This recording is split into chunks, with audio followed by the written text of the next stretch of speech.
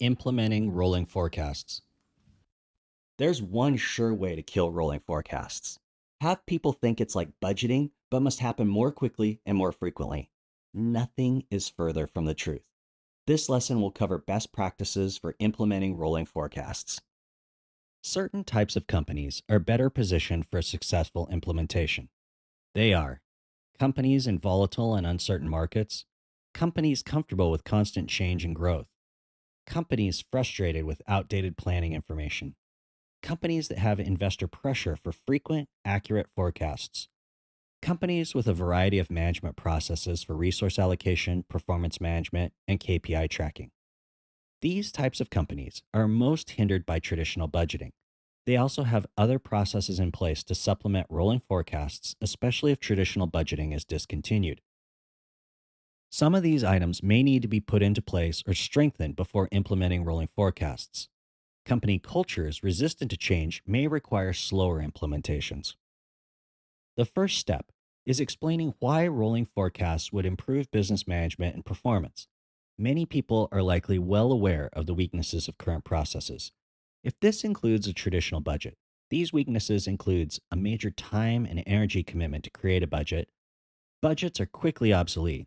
Setting budget amounts is fraught with gamesmanship, a use it or lose it mentality for budget allocations. Sticking to the budget may cause missed opportunities or delayed responses to challenges. The benefits of a rolling forecast that I listed earlier should be shown to address some of these problems. Top leaders are the first to convince that rolling forecasts will improve their effectiveness. Finance staff may even need to show a prototype of the reporting so that executives can understand rolling forecasts. The support and commitment of top leaders will be crucial to the implementation. Even though managers at the company are well aware of the weaknesses of budgets for forecasting, change is hard. Existing processes have benefits they may fear losing. If the existing process is traditional budgeting, these benefits may carry over to rolling forecasts or are captured in new processes. Be honest if an existing benefit is diminished, but point out how additional benefits outweigh that diminishment. Some of the biggest fears of managers when implementing rolling forecasts are less control over their destiny, new ways they'll be measured in which they may not fare as well as current ways, and getting fewer resources. They have learned to play the current management game. You are now changing the rules. Showing the weaknesses of current processes is not enough. You must also prove that rolling forecasts are a better way to manage going forward. One question you will need to address is how will rolling forecasts fit into current processes? Part of the answer is addressing what rolling forecasts replace. Rolling forecasts, along with other processes, may totally replace traditional budgeting. If this is true, list those other processes. Be very clear about the current budgeting uses that the forecast will not replace. Point to the processes that will be replacing those uses. It's easy for people to think of rolling forecasts as continuous budgeting, which it's sometimes called. Rolling forecasts often have very different functions than budgets.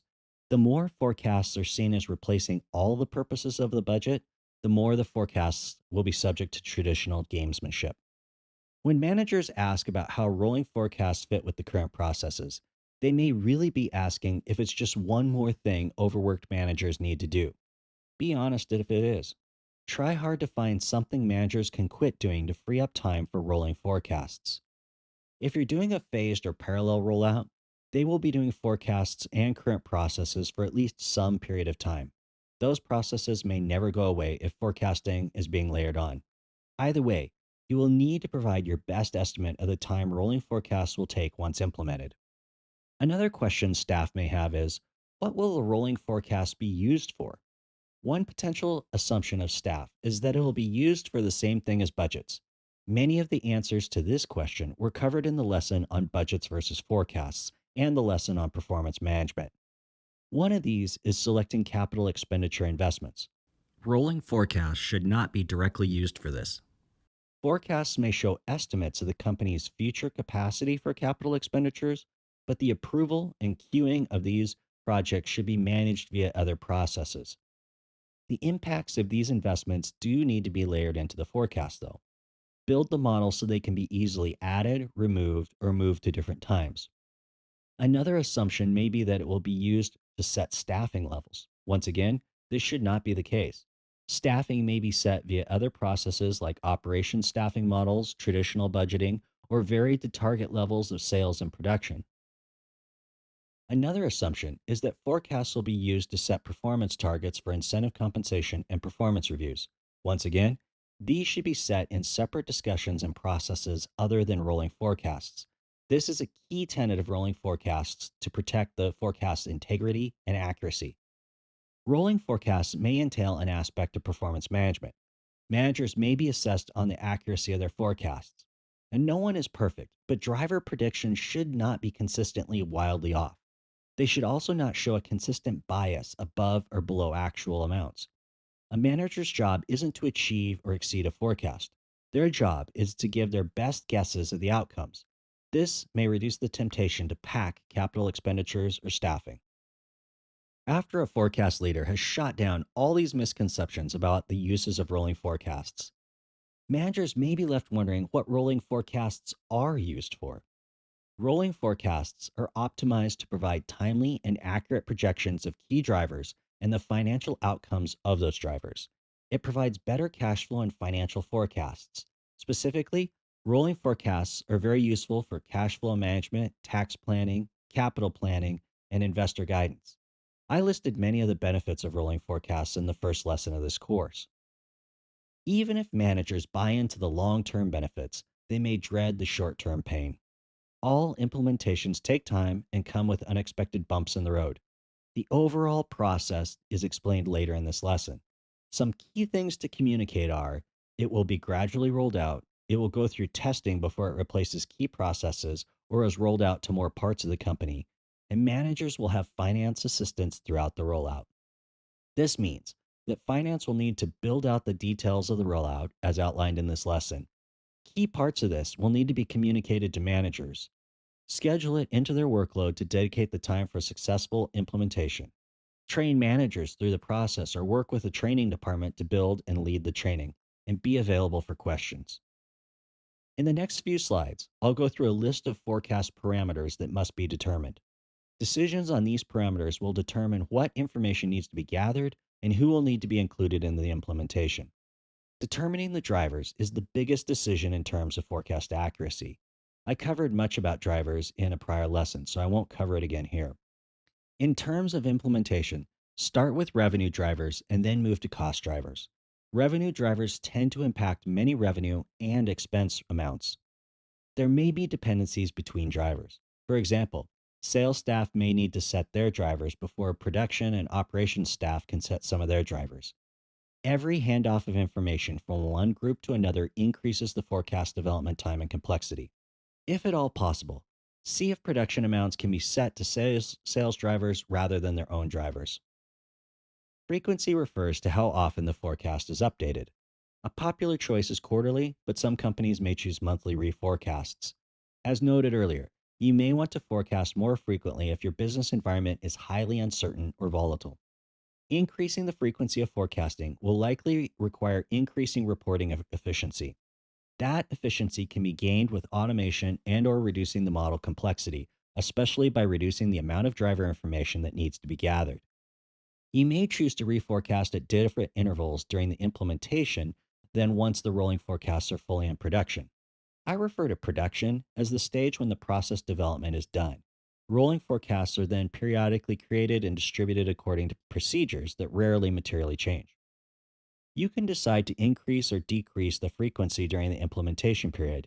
You may forecast less frequency at the beginning because you anticipate that each round of forecasts will require a great deal of training, backtesting, model refinement, and report development. On the other hand, you may use a rapid iteration approach by making frequent forecasts with small and rapid changes between forecasting rounds. The forecast horizon refers to the length of time into the future that the forecast stretches. You may want shorter horizons if your business environment is highly uncertain. Longer horizons fit better with businesses with long business cycles or less uncertainty. I love wine. The wine here in Washington State, where I live, is incredible. Red wine often sits in oak barrels for 2 years before being bottled. After bottling, wineries may hold it for months or years before selling it. That's an incredibly long business cycle. However, Wine sales, especially for premium wine, can be highly correlated to the strength of the economy. Wineries might choose to perform long forecasts due to their long business cycle, but model multiple economic scenarios due to the volatility of sales. Once again, choices in one parameter are combined or balanced with choices about other parameters. You may choose shorter forecast horizons, in other words, 3 to 6 months during implementation. You would then lengthen the horizon in the later stages of implementation as forecast accuracy increases.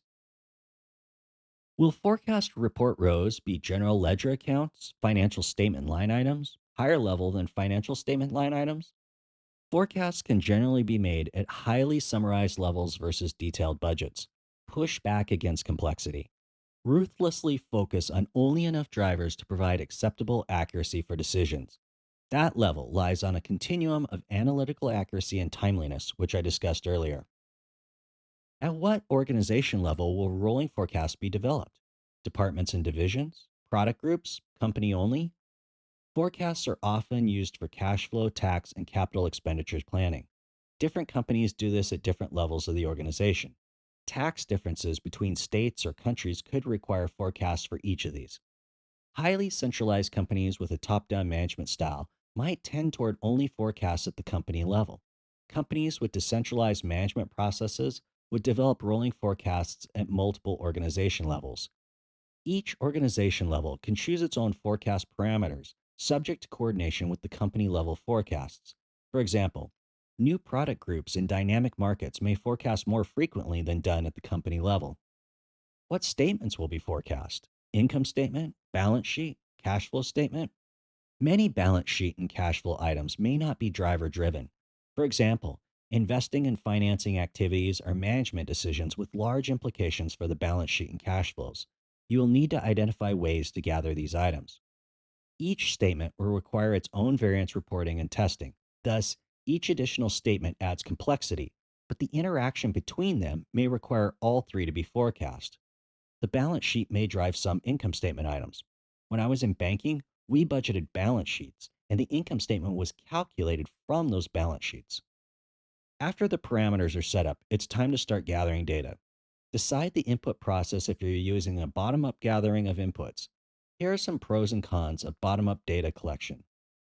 Pros: may build some ownership in forecasts. When line managers provide driver forecasts, they have a share in the accuracy of the final forecast.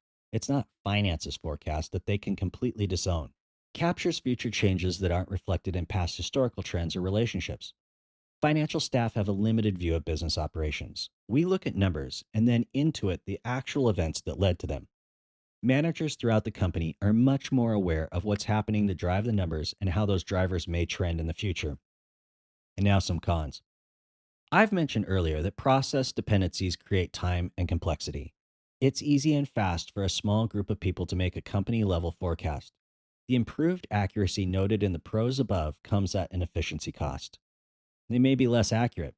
I've mentioned that it's hard to break the gamesmanship budgeting habits. Some managers may grab target or pipeline reports for forecasts, which are often overly confident for forecasting purposes. Managers should be held accountable for achieving sales targets and providing reasonably accurate forecasts. These are two different processes with two different purposes. You now have some data with which to build a forecast model. Start with a small group of people working with a very small number of drivers and using a simple model. Focus on effectiveness, in other words, reasonable accuracy, not efficiency, in the early stages of implementation. Having information that leads to better decision making is the main criterion for the success of rolling forecasts. Efficiency can always be added later. Widely distributed bad information will quickly kill the credibility of the forecasts, which will prevent them from being used as a decision making tool. Mark reports as draft if there are any questions about the reliability. Treat this as a beta process, not a final version that can be fully relied upon. Early forecasts will need significant testing and scrubbing. Finance managers will need to make sure their staff have time to commit to this. Variance to actual results can come from drivers that could have been better forecasted. Learn how to make better forecasts in the future. Sometimes drivers or model errors are more easily found with hindsight. Calculations from drivers to financial amounts that need to be adjusted. Actual results that were very difficult to predict. These happen throughout the year. Life is full of surprises. If they tend to offset, you could ignore them in the forecast. If they tend to add or decrease income, you may want to add some dollar amounts for them in the forecast. When forecasting, you can't predict exactly what causes these variances, but you know there has been a pattern to the sum of these events. Backtesting will need to be done at the driver level and at the financial level against their actual results. Except that some parts of the business are very difficult to forecast. If they are a large part of the company, you may need to spend more time on them each forecast cycle. If they aren't a big part of the company, don't waste much forecasting resources on them. During implementation, finance will likely lead much of the backtesting and variance analysis. There are two options for who should research and report on the reasons for the variances once rolling forecasts are in production. Finance reports on all of them, and consulting managers when needed. Managers report on driver variances, and finance reports on the financial calculations. I've talked about holding managers accountable for the driver forecasts. This will begin once rolling forecast implementation is done and reports are in production. Let's assume you use a rolling forecast for 4 quarters. Will you hold them accountable for just the next quarter or for all 4 quarters? If for all 4 quarters, will there be different tolerance levels for variances for each quarter? For example, a low tolerance for 1 quarter in the future and then a higher tolerance for the fourth quarter? Better forecast accuracy can lead to better decisions.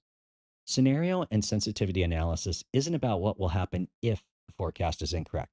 All forecasts are incorrect. No one can accurately predict the future. Leaders have been looking for ways to predict outcomes since Alexander the Great had someone examine the entrails of sacrificed animals to predict battle outcomes. Over the centuries, we've gone from looking at entrails to analytical navel gazing. Nothing has been completely accurate. As Chip and Dan Heath say in their book Decisive, the future isn't a point, it's a range. Scenario and sensitivity testing show the breadth of that range of potential results. Management then assesses the implications of that range. Modeling may also reveal incorrect calculations. Setting drivers at extremely high or low amounts can cause obviously unrealistic financial outcomes. You may find the driver calculation is only valid for a range of driver values and that another formula may need to be used at other ranges. We have finally arrived at the ultimate purpose for all this number crunching. Analysis informs decisions that lead to action. The rolling forecast should be linked to existing operations and strategy processes. These are different for every company, so it's difficult to give many specifics on how to do this. Companies often conduct strategic planning at least once a year. That planning may rely on the most regularly scheduled rolling forecast, or the company may decide to add an ad hoc rolling forecast cycle immediately before strategic planning sessions. Rolling forecasts should drive more strategic discussions throughout the year. This occurs when managers review rolling forecasts in meetings. It occurs when finance discusses the implications of rolling forecast report data with management teams. Reporting on a rolling 12-month forecast keeps managers looking into the future and past year ends. This constant scanning of the horizon improves readiness for the future. The rolling forecast should be added to current reporting. I'll go into more detail on reporting in the next lesson. Rolling forecasts may replace reports that project results for the current fiscal year. Forecast amounts may be added to a KPI dashboard in addition to current year-to-date actual and target amounts. As rolling forecasts gain credibility, they will be used more often as a reference for other processes. Production staff may refer to it, along with sales targets and sales pipelines, when resource planning for future production. It will be used for cash flow and tax planning. And of course, anyone in the company with incentive compensation tied to company performance will look at it to see how big of a bonus they'll be getting.